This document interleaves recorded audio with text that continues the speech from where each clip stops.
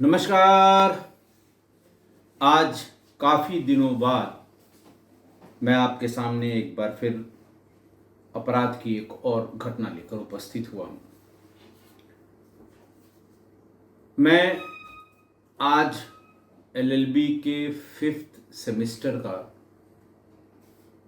Exam ख़त्म करने के बाद, एग्ज़ाम देने के बाद वापस लखनऊ आया हूँ।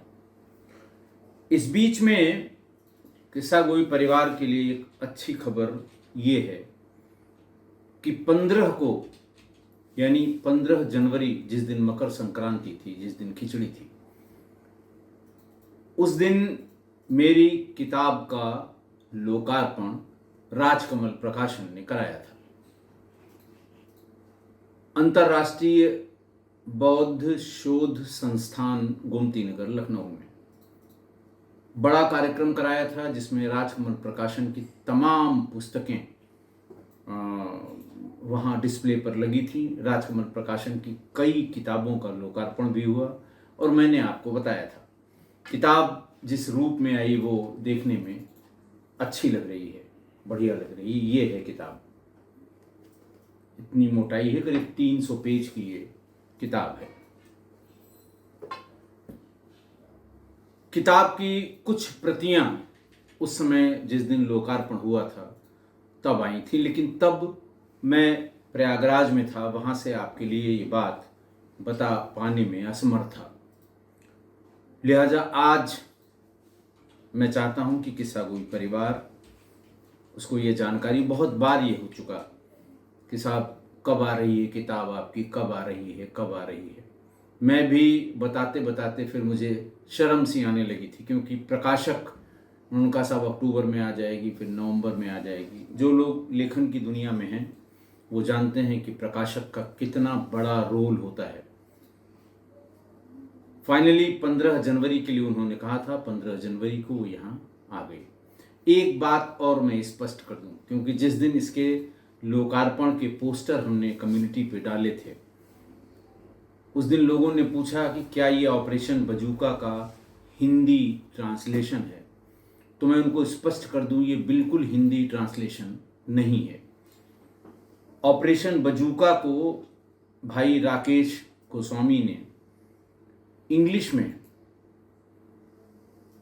मैंने जो कुछ भी कभी उनसे जिक्र किया होगा या कभी किस्सा गोई में जो उन्होंने सुना था, उसको बहुत तरतीब से और मोती की तरह पिरो के, भाषा उसकी बहुत अच्छी है। रिव्यूज़ से मुझे पता लगा कि बहुत ही सामान्य इंग्लिश में थी, इसलिए लोगों ने एक फ्लो में, एक बार की बैठकी में, एक बार शुरू करके जल्दी उसे ख़त्म कर लिया।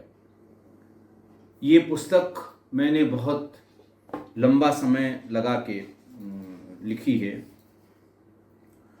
और इसमें मैंने शुरू में ही ये लिखा है कि बरेली में मोहम्मद अशफाक, जो बहुत ही अच्छे टाइपिस्ट हैं, और बरेली की जो वेटरनरी यूनिवर्सिटी है उसी के मेन गेट के सामने इनकी एक बड़ी सी दुकान है, जिसमें ये पीएचडी और रिसर्च पेपर्स की प्रिंटिंग और बाइंडिंग का काम करते हैं। आप समझ सकते हैं कि जिम्मेदारी का काम है, इसलिए जिम्मेदार आदमी है। और जब कोरोना में पूरा वाला लॉकडाउन था और जब मेरे मन में ये विचार आया था कि हम इसे लिखें, तब वो टकरा गए। वैसे ही उनकी भी दुकान बंद थी, कोई काम नहीं था, कोई स्टूडेंट इंस्टीट्यूट में ही नहीं था। बरेली वेटरनरी इंस्टीट्यूट ये यूनिवर्सिटी में बहुत बड़ा सेंटर है, वो ब्रिटिश पीरियड का है। तो वो भी खाली थे, मैं भी खाली था। उनको मैं अपने घर पे बुला लिया करता था, आंख बंद करके मैं बोलता था और वो उसको मेरे ही लैपटॉप पे टाइप करते थे। बहुत उम्दा टाइपिस्ट हैं। आप ये किताब पढ़ेंगे तो आपको अंदाज लगेगा कि उन्होंने कितनी केयर की है शब्दों के साथ, कहानियों के साथ। और ये ख़त्म किया, ये डेट भी मैंने लिखी है, 24 अक्टूबर 2020 से शुरू किया था और 25 दिसंबर 2021 को ये लिखना, ये अंतिम लाइन इसकी हमने लिखी थी।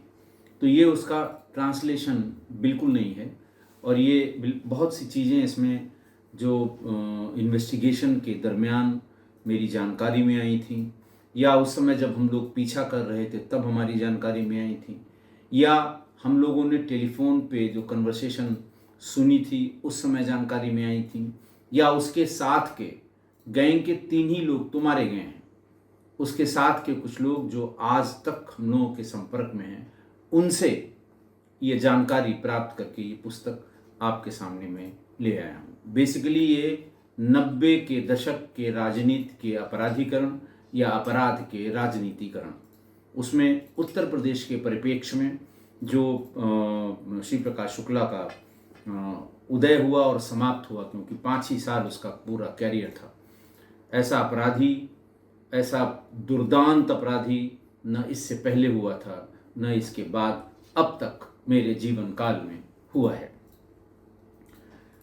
इस किताब को ऑर्डर करने के लिए जब ये पोस्टर जब मैंने कम्युनिटी में डाला था तब बहुत से लोगों ने पूछा था। मैंने अपने प्रकाशक अशोक माहेश्वरी जी से भी पूछा कि इसको लोग कैसे प्राप्त कर सकते हैं, कैसे खरीद सकते हैं, कहाँ मिलेगी।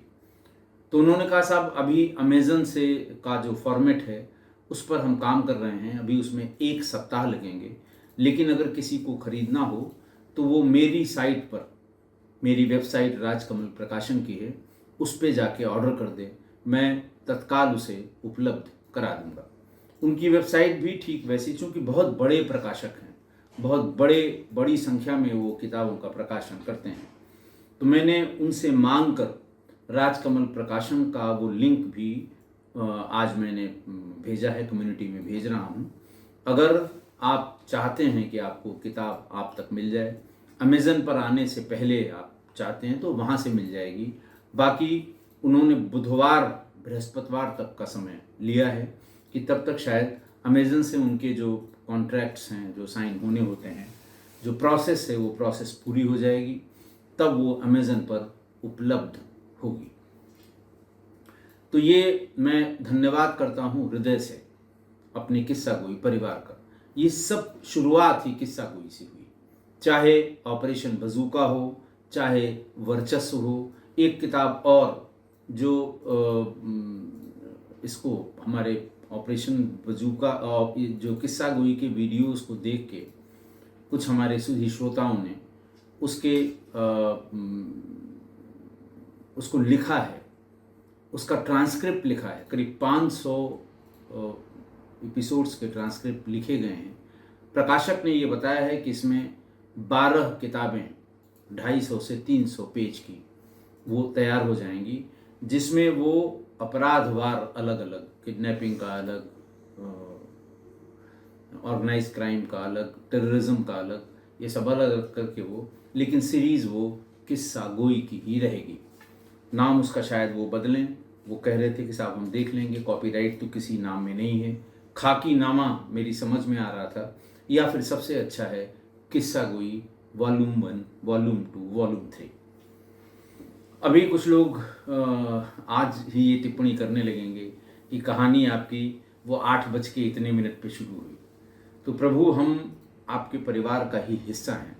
परिवार का अगर कोई डेवलपमेंट होगा तो वो बताना भी मेरी नैतिक जिम्मेदारी है। तो ये सब किस्सा गोई से इसकी शुरुआत हुई। और ये भी बता दूं, रेडियो मिर्ची ने मुझे बुलाया था और 3-4 एपिसोड वो चाहते थे, वो मैंने रिकॉर्ड किया था। वो देश के 127 स्टेशन से रेडियो मिर्ची इसका प्रसारण पिछले 20 दिन से कर रहा है।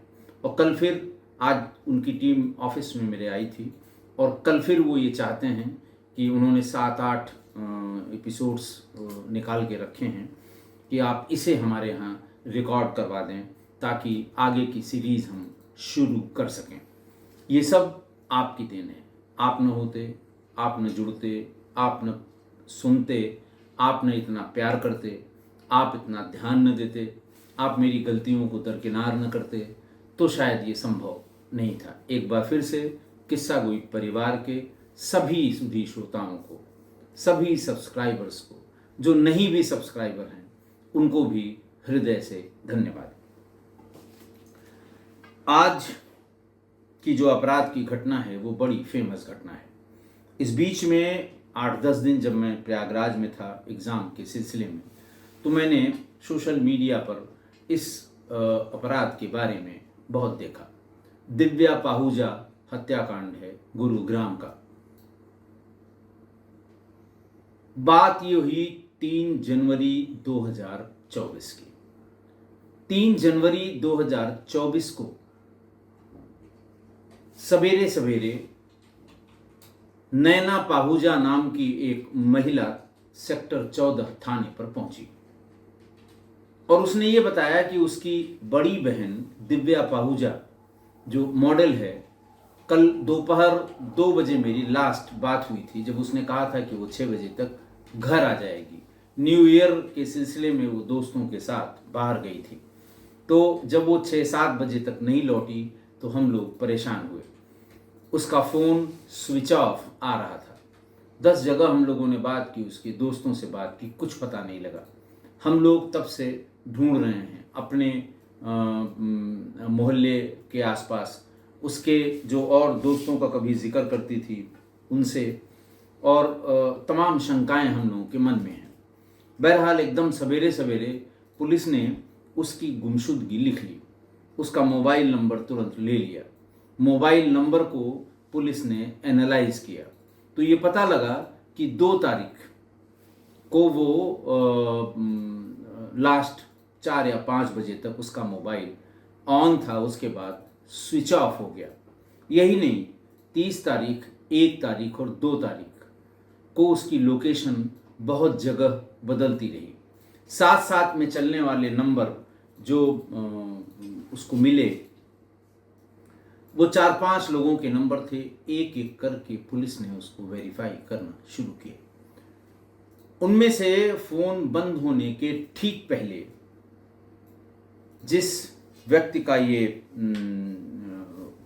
नंबर था उसको फिजिकली वेरीफाई किया गया तो वो नंबर निकला अभिजीत सिंह का। और ये भी पता लगा कि अभिजीत सिंह गुरुग्राम के होटल सिटी पॉइंट का मालिक है, लेकिन आजकल उसने होटल को लीज पर किसी विजय कुमार को दे रखा है। पुलिस ने अभिजीत सिंह से पूछताछ की, फ़ोन से पूछा क्योंकि उसको बहुत से लोग जानते थे। उनसे पूछा कि क्या तुम्हारा होटल सिटी पॉइंट है? उसने कहा हाँ साहब मेरा होटल है, लेकिन मैं आजकल उसे नहीं चलाता, मैंने उसको लीज पर किसी विजय कुमार को दे रखा है। इसी बीच दिव्या पाहूजा की छोटी बहन नैना पाहूजा और उनके परिवार के लोग भी ये पूछते पूछते, ये जानकारी के बाद कि इधर कुछ दिनों से उसके अभिजीत सिंह से संबंध हैं या संपर्क में है वो, और न्यू ईयर की पार्टी में वो अभिजीत सिंह के साथ ही थी, 1 तारीख को भी और 2 तारीख को भी। वो पूछते पूछते उसके होटल पहुंच गई। वहां उसे बताया गया कि साहब ये होटल तो उन्होंने कब का लीज पर दे रखा है, उनका अब इस होटल के मैनेजमेंट से कोई लेना देना नहीं है, वो सिर्फ इसके मालिक हैं। नैना और उसके परिवार वालों ने कहा कि ठीक है, हमें आप जरा सा सीसीटीवी फुटेज दिखा दीजिए। जैसे ही सीसीटीवी का नाम आया, पूरा उसका जो स्टाफ था होटल का वो धीरे धीरे करके कोई बगल से, कोई पीछे से, कोई अलग अलग से वो वहाँ से खिसकने लगे। शंका हुई नैना पाहूजा को और उसके घर वालों को कि ये सीसीटीवी फुटेज मांगने पर या देखने पर ये क्यों इतना भयाक्रांत होकर यहाँ से जा रहे हैं। बहरहाल जो मैनेजर बच गया जिससे वो बातचीत होती रही, उसने कहा साहब हम आपको नहीं दिखा सकते, हम सिर्फ और सिर्फ पुलिस को ये सीसीटीवी दिखा सकते हैं, फुटेज दिखा सकते हैं। तब वो भागकर थाने पर आ गई कि साहब मुझे शंका है, आप एक बार फिर से वहाँ चलें, वहाँ पूछें, सीसीटीवी फुटेज देखें और देखें कि क्या दिव्या अभिजीत के साथ यहाँ भी आई थी।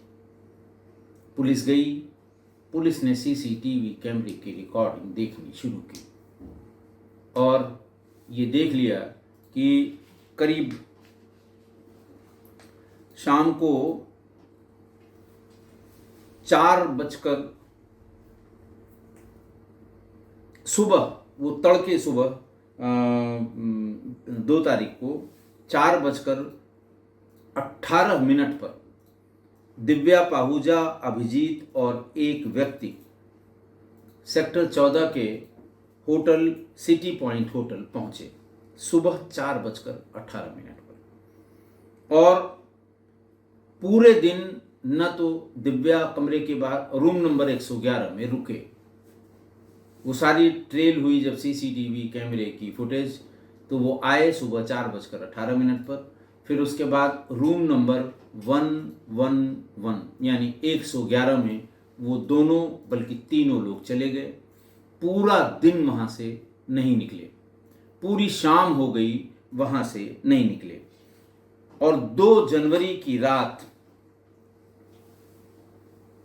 10:44 पर ओम प्रकाश और हेमराज, ये दोनों ही उनके यहाँ के कर्मचारी हैं होटल के, ये दोनों ही कम्बल में कुछ लिपटा हुआ, प्राइमा फेसी वो लाश ही लग रहा था, वो वहाँ से निकलते हैं।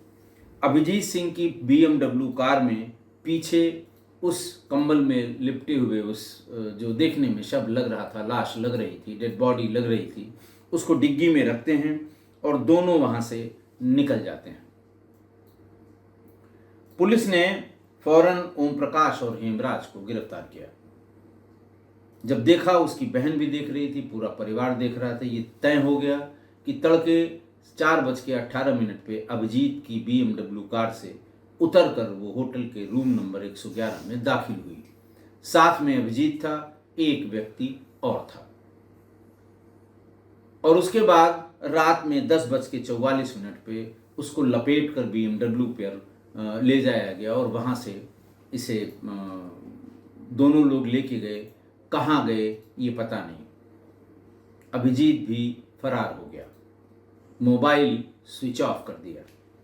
अखबारों ने जो लिखना शुरू किया, मैं बहुत बार बता चुका हूँ कि बस मसालेदार खबर मिल भर जाए। अखबार, टीवी, 1 दिन, 2 दिन, 4 दिन, 6 दिन, 8 दिन, लाश का पता नहीं लगा। हरियाणा पुलिस ने मदद की गुहार की NDRF की टीम से, क्योंकि इस बीच में बलराज गिल नाम का एक आदमी और पकड़ा गया। इन दोनों से पूछताछ में ये बताया गया कि बलराज गिल को हमने ये गाड़ी हैंडओवर कर दी थी। जैसा जैसा वो बता रहे थे अभिजीत, वैसा वैसा हम लोग कर रहे थे। बलराज गिल और उसके साथ रवि बंगा को कलकत्ता एयरपोर्ट पर गिरफ्तार किया गया। ये दोनों ही बैंकॉक जाने की फिराक में थे। पुलिस इन्हें गिरफ्तार करके ले आई। इनसे पूछताछ शुरू हुई। पूछताछ से ये पता लगा कि इन लोगों ने लाश को नहर में फेंक दिया है। टोहना नहर है हरियाणा की, वहाँ इसको फेंक दिया गया। जैसे ही ये बात पता लगी, पुलिस ने NDRF और लोकल पुलिस 15 टीमें बनाई गई उसको ढूंढने के लिए। और जहां फेंकना बताया था बलराज गिल ने, वहां से 12 किलोमीटर दूर हरियाणा की सीमा में ही अल्टीमेटली घटना के यानी हत्या के 11वें दिन दिव्या पाहूजा की लाश मिल गई। 11 दिन तक पानी में पड़े होने के बाद आप अंदाज लगा सकते हैं कितनी विकृत हो गई होगी। पुलिस ने तमाम उसके फोटोग्राफ खींचे। तभी पुलिस की निगाह महिला कांस्टेबल से जो कपड़े उतरवाए गए और उसके और निशान ढूंढे गए कि शायद निशानों के आधार पे घर वाले पहचान लें। उसकी पीठ में एक टैटू मिला। उस टैटू की फोटो जैसे ही नैना पाहूजा, उसकी माँ और परिवार वालों को बताई गई, उन्होंने फौरन कहा ये लाश दिव्या पाहूजा की है। इस बीच में अभिजीत भी पकड़ गया। अभिजीत भी की भी अरेस्ट हो गई। फिर पुलिस ने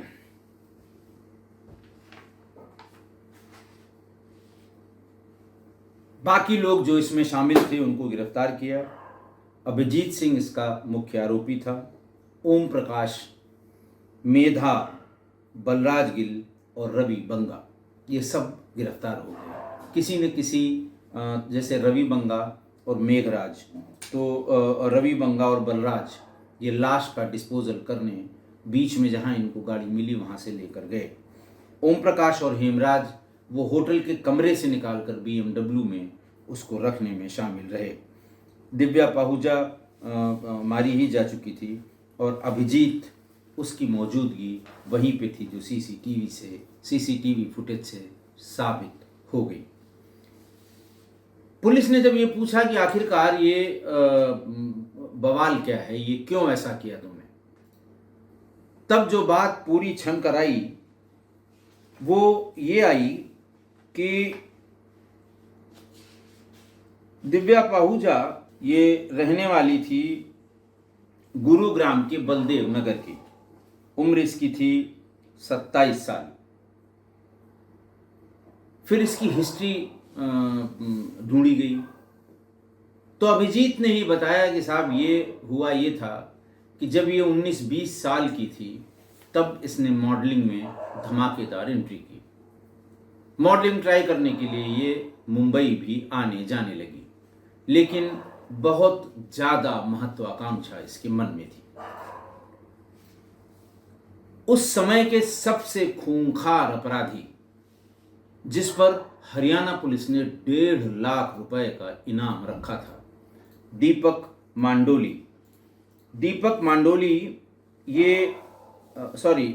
गाडोली, संदीप गाडोली, नाम भी सब अजीब अजीब है। दीपक नहीं, संदीप गाडोली उस समय का एक बहुत बड़ा अपराधी हरियाणा का, जिस पर सरकार ने 1.5 लाख रुपए का इनाम रखा था और इसके ऊपर 36 से ज़्यादा संगीन मामले दर्ज थे, जिसमें हत्या का प्रयास, जबरन वसूली, रंगदारी और फिरौती जैसे सारे अपराध शामिल हैं।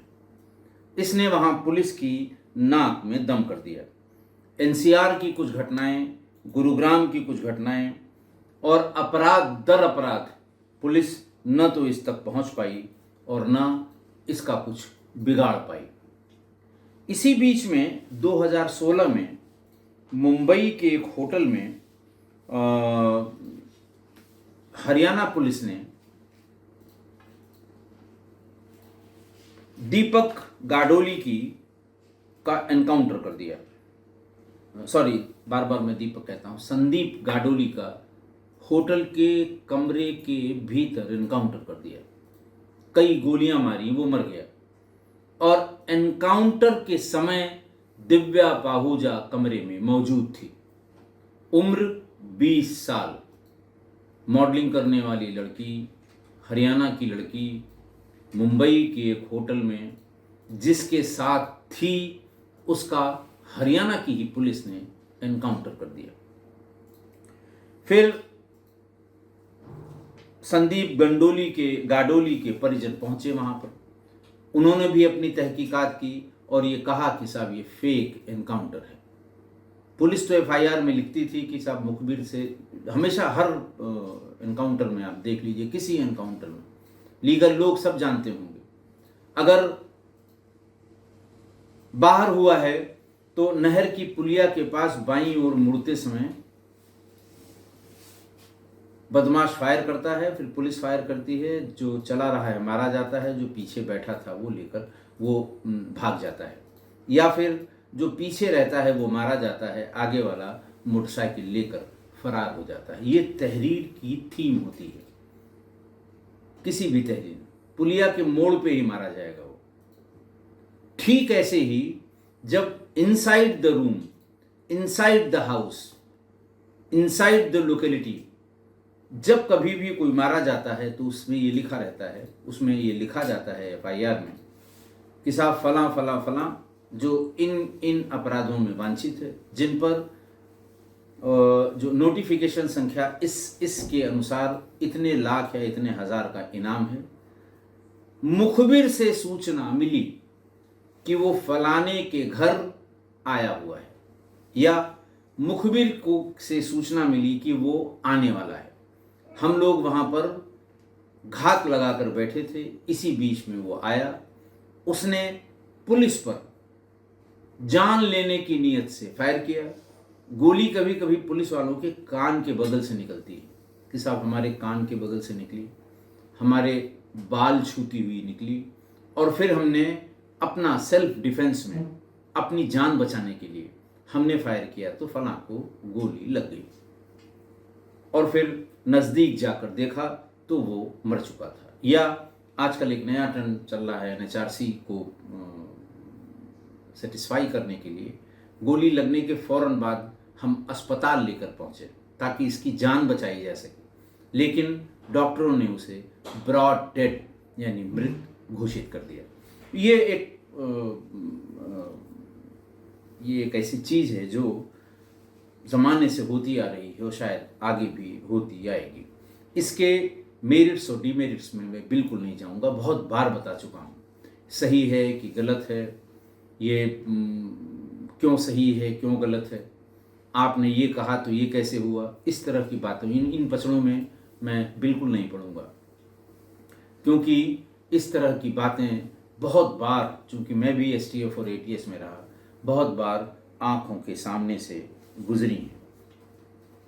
वहाँ पर जब संदीप गाडोली के परिजन पहुँचे, उन्होंने भी सब तमाम चीज़ें इकट्ठा की और ये कहा कि ये एनकाउंटर फेक है, मैनेज्ड है। पुलिस ने लिखा है कि हमको यहाँ से पता लगा, वहाँ से पता लगा, पता ये लगा कि एक दिन पहले से ही पुलिस होटल में ही मौजूद थी। बहरहाल फेक एनकाउंटर का मुकदमा लिखा गया। दिव्या पाहुजा, उसकी माँ और 5 पुलिस वाले ये उसमें मुलजिम बनाए गए और इन सबको गिरफ्तार किया गया। गिरफ्तार करने के बाद दिव्या को 7 साल तक जेल में रहना पड़ा। 7 साल बाद 2016 की बात है, तो आप अंदाज लगा लें कब बाहर आई होगी। यही 4-6 महीने पहले ये 5 पुलिस वाले और दिव्या पाहुजा और उसकी माँ, ये सभी लोग, और ये सब पुलिस वाले गुरुग्राम के थे। अब एफआईआर मैंने नहीं देखी है, लेकिन मुझे ऐसा लगता है कि गुरुग्राम के पुलिस वालों ने ज़्यादा चालाकी या ज़्यादा चटकई के कारण लोकल पुलिस को साथ नहीं लिया। हम लोग ऐसी गलती कभी नहीं की अपनी सर्विस में। लोकल पुलिस को इत्तला, और लोकल पुलिस में 2-1 लोग टीम में शामिल। अगर लोकल पुलिस यानी मुंबई के पुलिस के लोग इसमें शामिल होते, कोई मुकदमा कायम नहीं होता, कोई इस तरह की झंझट नहीं होती, मजिस्ट्रियल रिपोर्ट कभी अगेंस्ट नहीं आती। लेकिन ज़्यादा इनाम के चक्कर में, ज़्यादा वाहवाही के चक्कर में, इतना जैसे ओवर कॉन्फिडेंस में कि अब तो ये काम हो ही जाएगा, ये 5 लोग गए, उसको मारा और एनकाउंटर डिक्लेयर कर दिया। बहरहाल ये 5 गिरफ्तार हुए, सब 5-5, 6-6 साल जेल रहे। दिव्या 7 साल जेल रही और 7 साल बाद 2023 में ही बाहर आई। अभिजीत ने आगे बताया कि आते ही, वैसे संपर्क तो उससे जेल से ही होने लगा था। जब वो जेल में थी और कभी कभी कोर्ट आती थी रिमांड पर, तो उस समय किसी न किसी के फ़ोन से अभिजीत से बात करती थी। अभिजीत के मन में भी उसके लिए शायद सॉफ्ट कॉर्नर आ गया। अब जो भी कॉर्नर में आके फंसी वो, लेकिन कहीं न कहीं वो थी। जब वो बाहर आई तो फिर वही बातचीत शुरू हुई, और बातचीत होते होते बात वही वीडियो कॉल पर आकर अटक गई। दिव्या के बारे में उसने ये भी बताया कि साहब किसी से भी बात करे इतनी कॉन्फिडेंस में रहती थी, दूसरी तीसरी कॉल ही वो वीडियो कॉल करती थी। इतना कॉन्फिडेंस था उसे कि जिससे भी वो वीडियो कॉल से बात कर लेगी, वो उस पर बिलीव करने लगेगा, पीछे पीछे घूमने लगेगा, लट्टू हो जाएगा। बहरहाल इस वीडियो कॉल की हरकत में कुछ ऐसी हरकतें उसने अभिजीत से करा ली कि वो बार बार यही कहती थी कि ये तुम्हारी वीडियो मैं तुम्हारे घर वालों को, तुम्हारे दोस्तों को भेजूंगी, तुम जिन जिन ग्रुप्स में सदस्य हो उसमें भेजूंगी। उस समय की घटना के बारे में उसने ये बताया कि हम 2 तारीख की सुबह से 1 तारीख की रात में पार्टी में घूमे टहले, रात 4 बजे जब पार्टी से निकले 2 तारीख को तो फिर होटल में आ गए, और हमने उससे बार बार कहा कि अब वो फोटो या वीडियो डिलीट कर दो, ऑब्सीन है वो। फोन भी छीना उसका, उसने उसका पासवर्ड या लॉक ओपन करने से, पैटर्न लॉक ओपन करना मना कर दिया कि नहीं, हम नहीं होने देंगे। और बात जब बहुत बिगड़ गई तो मैंने उसे गोली मार दी। गोली मारने के बाद फिर इन दोनों लोगों से कहा, लाश को BMW में रखवाया, डिस्पोजल किया, और इस तरह की बातें अभिजीत ने बताई। अभी जब 13 तारीख को उसकी डेड बॉडी मिल गई तब जाके शांत हुआ मामला। अभिजीत के बयान छपे, पुलिस ने प्रेस कॉन्फ्रेंस की, एक एक चीज़ उसमें बताई, लेकिन इन 11 दिनों में पुलिस के लिए नरक हो गया होगा। मैं इसको अच्छी तरह से समझता हूँ। आज की घटना देखिए, एक 19 साल की मॉडल, 18-19 साल की, देखने में बला की खूबसूरत, मॉडलिंग शुरू की और जल्दी ही मुंबई में पैर कदम रख लिया मॉडलिंग में, मशहूर हो गई। हरियाणा जो खिलाड़ियों और खेल के लिए मशहूर है, वहाँ इक्का दुक्का जब मॉडल या सिने अभिनेता अभिनेत्री निकलते हैं तो सबकी निगाह उन पे जाती है। ऐसा ही हुआ, शोहरत उसको मिल गई और उसको ये लगा कि शायद ये शोहरत उसको बहुत ऊंचाई तक ले जाएगी। उस समय संदीप गाडोली उसका दबदबा था अपराध की जगत में। गुरुग्राम, आसपास और इवन NCR, रोज उसके अखबार पर उनके कारनामे उसके छपते थे, उसके अपराध छपते थे। उसको लगा कि अगर इसको अपने पाले में कर दिया जाए तो फिर मुझे कोई छू नहीं सकता, मैं जो चाहे वो करूंगी। और वही हुआ कि संदीप गांडोली को भी उसने वीडियो कॉल पर उससे बात की और पता नहीं क्या उसका रिकॉर्ड ऐसा कर लिया कि वो एक कॉल पर वो जहां बुलाए संदीप भागा भागा जाता था।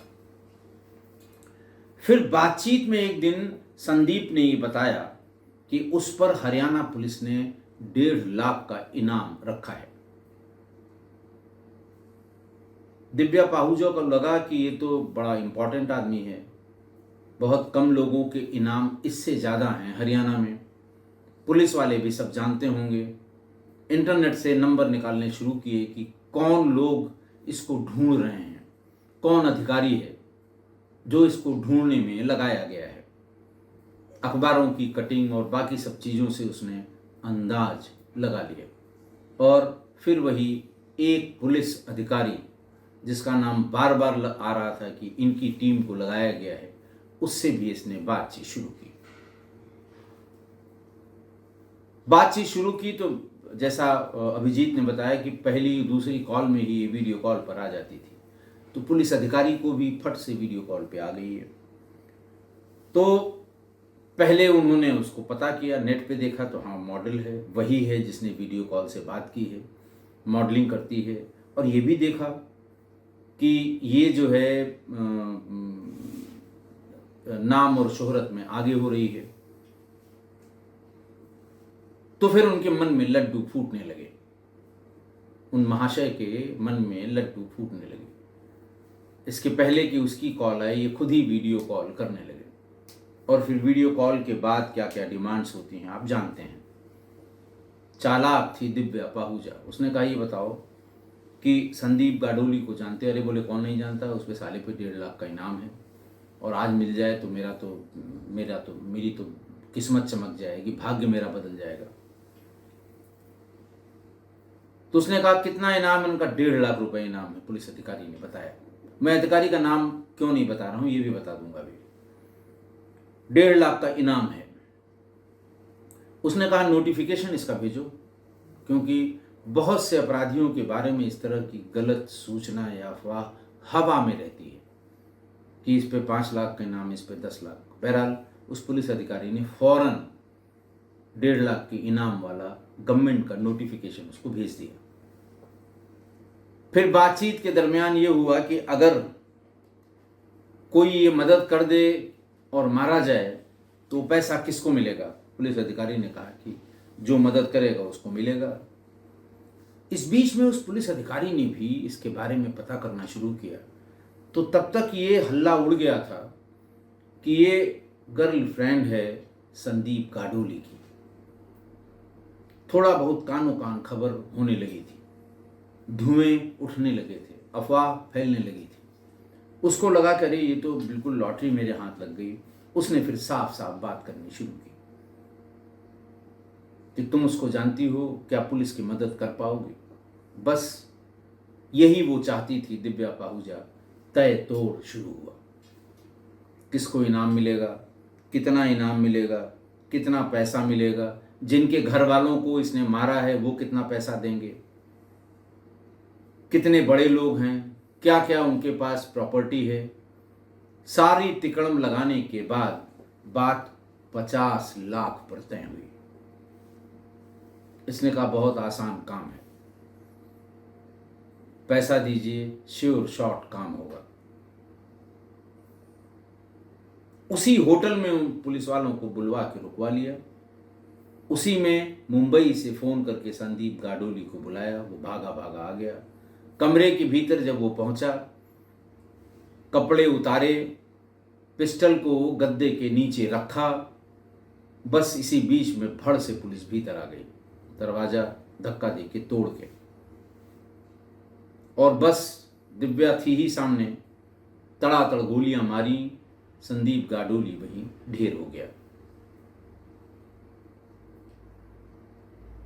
संदीप गाडोली के घर वालों को शक हुआ कि फेक इनकाउंटर है, मैनेज्ड इनकाउंटर है। दिव्या वहां क्या कर रही थी, सीसीटीवी फुटेज उन्होंने देखे। मुंबई पुलिस ने सारे एविडेंस जो पुलिस वालों के अगेंस्ट जा रहे थे, दिव्या के अगेंस्ट जा, वो इकट्ठा किए। इन सबको जेल भेज दिया। घटना गंभीर थी, 7 साल तक इसे जेल में रहना पड़ा। इसी विवेचना में इस पुलिस अधिकारी के लिए सिर्फ इतना लिखा गया कि सीडीआर में 20 जिन लोगों से बात की उनमें से ये भी हैं। और उनका जवाब आया कि साहब हम तमाम लोगों से बातचीत करते हैं। और उसी में दिव्या पाहूजा से भी बात हुई थी। फ़ोन पहले इसका आया था, फिर बातचीत हुई। मॉडल थी और देखने में अच्छी थी। उसका कोई काम बताया कि ये काम था और उसकी मैंने मदद की थी। इसके अलावा मेरा कोई इन्वॉल्वमेंट नहीं है। पुलिस ने ये बात मान ली और केस डायरी में उन्हें बाइज्जत बरी कर दिया। और इसीलिए मैं नाम आपको नहीं बता सकता, क्योंकि एक जुडिशियल प्रोसेस में, एक इन्वेस्टिगेशन के प्रोसेस में वो साहब बरी हो गए, बाइज्जत बरी हो गए। ऐसे में उनका नाम लेना और ये कहना कि ये डील हुई थी, ऐसा हुआ था, वैसा हुआ था, फिर वही क्लियर केस डिफेमेशन सूट का बनेगा। फिर मैं उनकी बातों का जवाब दूंगा और फिर मुझे चीज़ें इकट्ठा करनी पड़ी। दुनिया भर का बहुत झंझट है इसमें। और आपके लिए ये काम बहुत आसान है। गूगल करिए, उसका नाम आपको मिल जाएगा, कौन था वो अधिकारी। बहरहाल फिर समय ने करवट ली।